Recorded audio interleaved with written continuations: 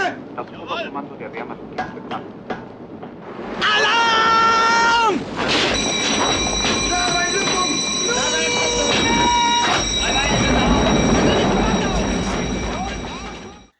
And we're back with more Atlantic Chase, because it's like ice cream. There's always room for ice cream, and there's always room for more Atlantic Chase. Okay, so we started with my little homage to Wolfgang Petersen. I never realized how many movies of his I've seen and didn't realize it was Wolfgang Petersen, but of course the one that I know, that a lot of people know, is Das Boot. Arguably one of the, maybe one of the best submarine movies ever, and possibly one of the best war films ever. Leave a comment below what you think.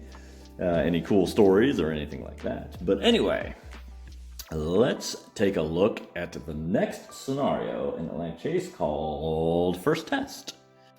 And you can see that they've thrown us into the deep end after that little training scenario with the Bremen. We are now all over here. A very deep map, and I'll notice that in the solo scenarios I did, they were very tight. These are a little more sandboxy, and you can see that we have. Well, let me. Sorry, make you dizzy there. Let's give you the opening here. First test, November 1939. The Graf Spee is on its way home in order to occupy the Royal Navy and to test the newly formed blockade. The Scharnhorst and Gneisenau are ordered to sortie into the North Sea and hunt merchant ships, drawing enough attention to allow the Graf Spee to slip through the blockade. Yes, the Graf Spee will be over here in South America. Needs to get to Wilhelmshaven or Kiel. And that's the only ones that can know it. Same with the battle cruisers, they can only complete in there.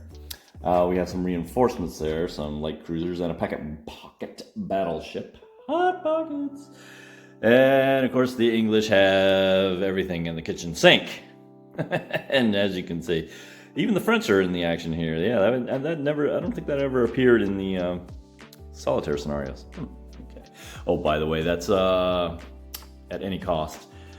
The Mets, Herman Lutman, good game, fantastic game. I'm really enjoying that. I may get that to the table. I'm constantly diving into the rule books on that one though, so I'm not very confident with it yet. But we'll see. No promises, but we'll see from there. But let's take a little deeper look into this.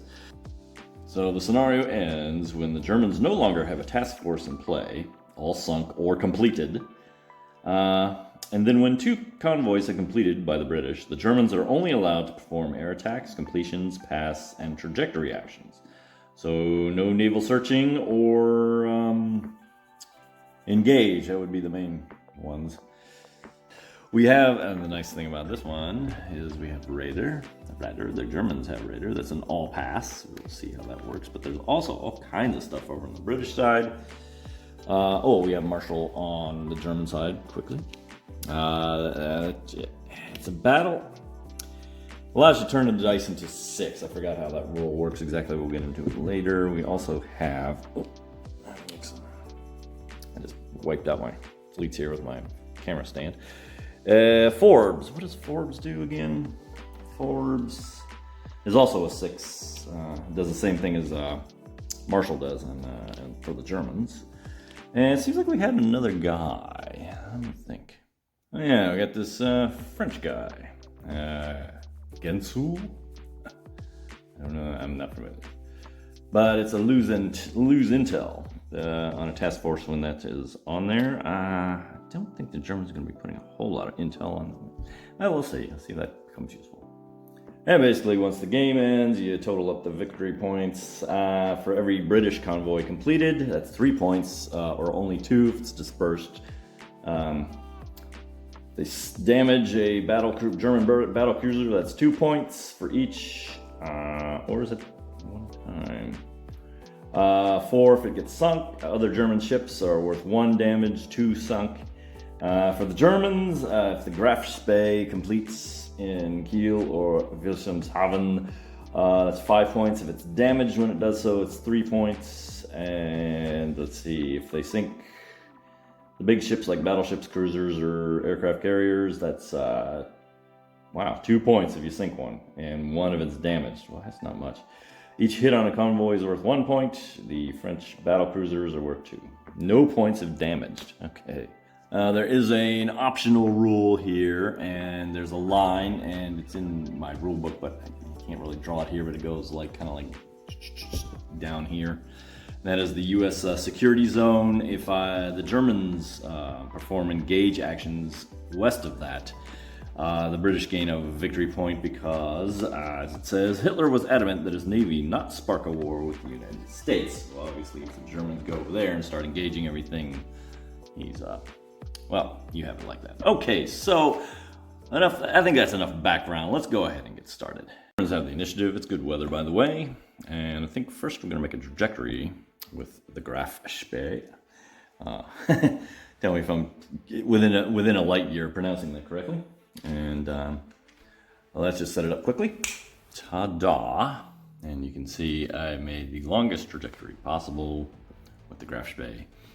And you may be wondering why I'm not, what's going on here, because I intend to search, use a Navy search here with him, even though it's all the way at the end of the column there. It's the weakest one you can, but that doesn't, I'm not interested in the result. I don't care what it does to this. What it does is it allows me to time-lapse, the Germans to time-lapse, and then if the British want initiative, they got to roll for it. And this goes back to what I was talking to in the previous one. This is something that I think is just coming with experience, is always look for an alternative to passing. I mean, there's times when you have to pass. There's just nothing around it. But whenever there's an alternative that is no skin off your back, do it. And make him roll. That's the main thing. Now, likewise, I'm thinking about the battle cruisers over here for the Germany. And I think I'm going to rendezvous up here and come down here and see if we can't bag a cruiser, if we can break out of the Atlantic. The temptation is to go after something like these cruisers, but I think I'm going to play the Germans a little historically in that they're trying to avoid warships and they're sticking to their mission of going after merchant stuff. So let's make a trajectory for him. And you can see I've made a nice long trajectory into the Atlantic, trying for a breakout. They're going to give us a little trouble here. We ran into a hex with a station in it. That means an intel marker, which could mean a little trouble for us, especially given that you can do a signals action and really mess up my day. But let's do my Germans' first action here, which is going to be a naval search on this convoy here. Like we said, we're on the worst column, the 16, but we do get a +2 because we are coordinating with another fleet. The Collapse Play and the Scharnhorst all converging to find this, what do you call it, convoy. Here we go. Ooh, an 11. Nice roll. And on the 16, unfortunately, it's not that good considering how bad the column is. So we're going to poke a hole here. He's not there. He's not in my thoughts. Well, think again. Oh, and we'll just chop this off. Like so he doesn't complete on us. And the good news is both of these get to time-lapse, that's what it is. Oh, I didn't realize the graph is actually only a medium, so he only takes away 3. 1, 2, 3, like so. Oh well. But the battle cruisers are fast. But here's a little reminder with the intel. We cannot do the intel limit because it's in the middle here, and you can't just pop it out of the middle. They're fast, so we have to take off 4. So what we'll do is we'll take off 2 from here, and you can take them off from either end, of course. And so, like so. And the next time we want to do the intel and get that off us because it's going to make trouble. But this is the point where the British get to try to seize the initiative. They could take an what do you call it? Evasive maneuvers marker, but I almost never take that. Just because every time you're still giving them a chance to move, and it just feels like you need to work up to getting the initiative back. So that's what they're going to do. And this is their first roll, so it's just a straight roll looking for a 9. They miss it. So Germans get to continue, which is good for them because they're looking at having a signals action done to them, having the battle cruisers pinned down, and all kinds of airstrikes and nastiness could ensue. So what shall we do next?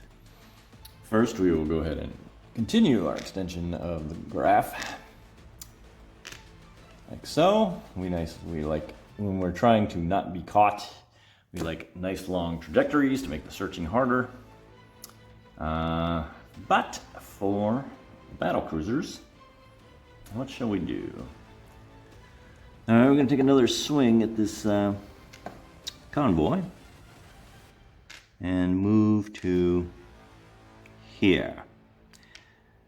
Now that base doesn't exist until 1940, and that one doesn't until 42, so we're not worried about that. This one is still in range, all extended range, which I don't like, but, you know, that's life. And I'm going to go ahead and do a naval search with this because I gotta also get this intel marker off. Oh, he was supposed to do an interrupt. Oh, man, I screwed up. Okay, well, let's see. I forgot about that on their last naval search. So let's go. I'm going to pretend like we're rolling it now. 9. Oh, that would have been a... I got to rewind this whole turn. Darn it. Well, hey, I made a big, decisive mistake by forgetting that we needed to roll on the interruption table when we did that first naval search. Hey, I don't mind showing the mistakes. I have no ego here. And the other thing is, it just helps, you know, learn. It helps anybody looking at it, they can see what happened and say, oh, okay, so how are we going to return this? So let's kind of go back to the state it was in, like this. Okay, so that's, I think that's mostly what it looked like before we did the, the Navy search.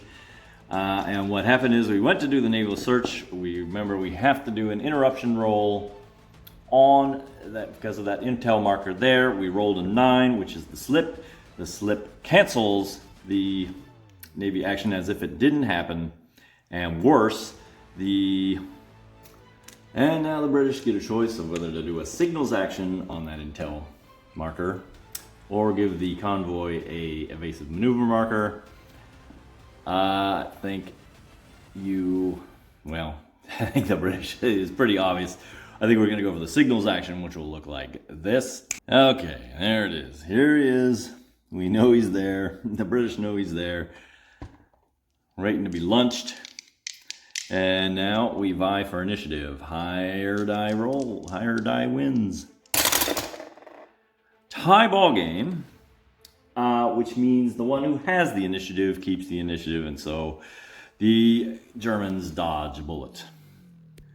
So now we will extend our trajectory once again for the Germans. There we go. Now, rather than tempt fate with another interruption roll, once bitten, twice shy here, I suppose. I'm going to go ahead and burn up raiders, all pass. And the reason I'm going to do that is the object, I think, for the battle cruisers of the Germans is to break out into the Atlantic. And that's what this is going to help me do. Now, getting back into, out of the Atlantic might be a real trick, but this is a good time, I think, as any to use this. So we're going to do that.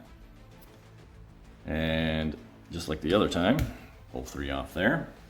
And we will use the intel limit to pull 2 off there. Now we're a little more free and clear to act. Unfortunately, we've handed the initiative over to the British.